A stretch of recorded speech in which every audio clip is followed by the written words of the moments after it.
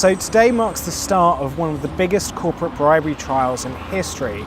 Two of the biggest companies in the world, Shell and Eni, are standing trial for a $1 billion corrupt deal in Nigeria for one of Nigeria's most valuable offshore oil drilling rights.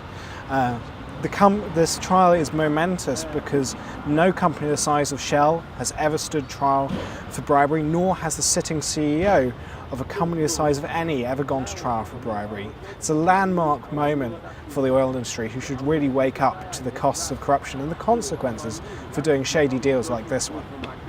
Corruption is a cancer, and this is one of the biggest corporate corruption cases in history. It's a cancer because it undermines the rule of law, because it poisons the body politic, and because it has real consequences for real people in the real world.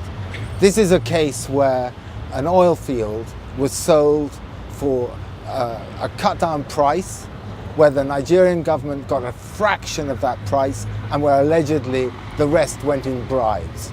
And the bribe money alone would have funded the Nigerian health budget for 1 year. And that's an absolute scandal. There's another reason that this case is particularly interesting, because of the depth of investigation by the Milan magistrate. And it reveals that this is not a case of one or two rotten apples doing a side deal. This is systemic corruption throughout the two companies, Shell and Eni. It involves, or it seems to involve, the participation of former Secret Service agents, particularly from Britain.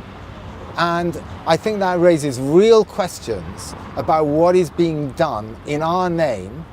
It's an opportunity to see accountability, to see justice be done, something that very rarely, in my view, happens. The usual outcome is a fine that's little more than the cost of doing business, nobody goes to jail, and executives go on and do the next crime. So nothing will change. So I think it's a real opportunity to see a change in the normal business practice. So I look forward to seeing whether we get there.